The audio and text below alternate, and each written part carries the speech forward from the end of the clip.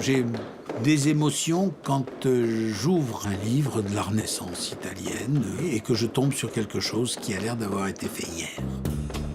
Chaque matière, chaque feuille de papier raconte une époque. Matériau très très sophistiqué, le papier. C'est pas quelque chose de si ordinaire qu'on pourrait le penser, tout au moins dans notre imaginaire occidental.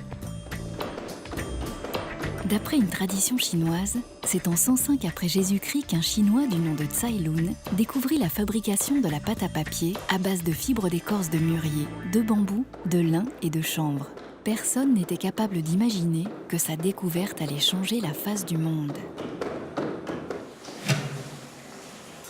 Cet art de fabriquer le papier restera chinois et japonais jusqu'au 8e siècle, avant de passer chez les Arabes. Et c'est au 13e siècle que les premiers moulins à papier apparaissent en France. Ce qui caractérise et définit le papier, c'est qu'il est fabriqué à base de fibres de cellulose, qui proviennent donc des plantes.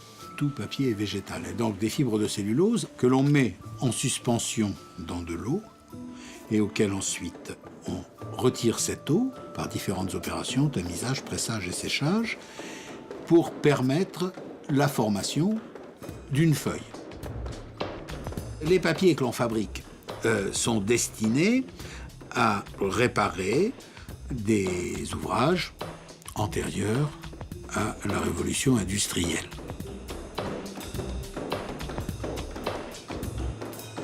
J'ai bien l'impression, souvent, de permettre aux ouvrages de continuer à vivre, de continuer à pouvoir être utilisés, à être manipulés. C'est ça, réparer des livres. Il faut être tenace, il faut en avoir. Il faut être... il faut savoir ce dont on a envie, parce qu'il faut vraiment avoir envie pour le faire.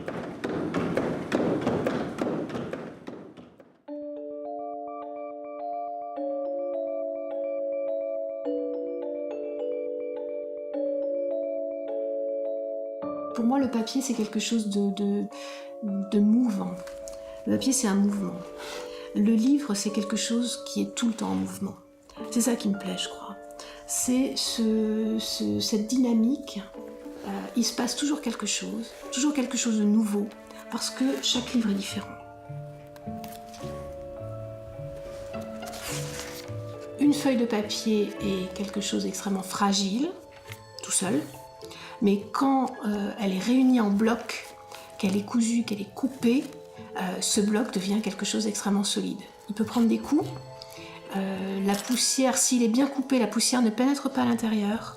L'eau met beaucoup de temps à pénétrer à l'intérieur. Le feu met du temps à prendre aussi sur ce bloc. Alors qu'une feuille de papier seule, ça brûle tout seul, ça se déchire, ça se mouille.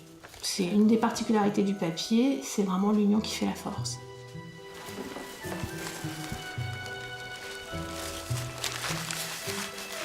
Le matériau papier, celui qui m'intéresse le plus, c'est celui qui est fait à la main.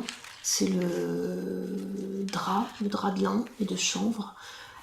C'est un papier qui va se mouler sur absolument tous les supports.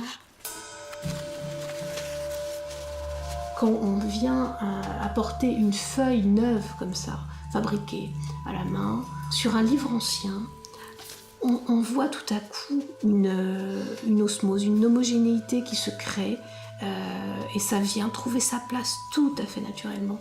C'est absolument extraordinaire.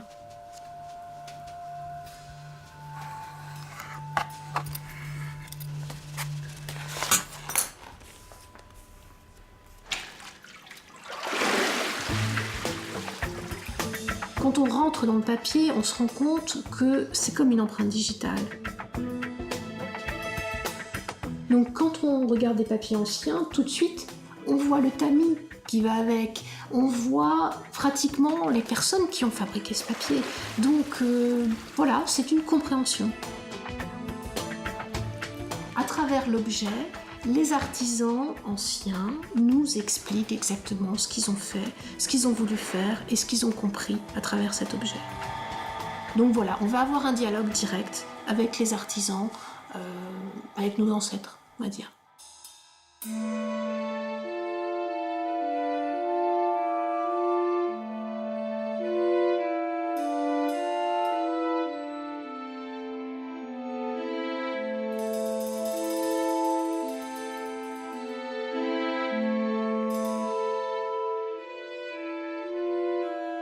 Mais c'est le rapport à la matière, c'est le rapport à tout ce sont ces endroits où je travaille. C'est ça le plaisir. L'endroit chtonien où se font les pâtes, cette espèce de broyeur Moloch qui est très très profond, avec des odeurs puissantes, avec le souterrain, la matrice. Et puis, cet endroit complètement aérien, à peine où l'air passe, où c'est d'une légèreté totale, où quand l'hiver, les rayons de soleil passent juste à travers les volets de l'étendoir, où on est dans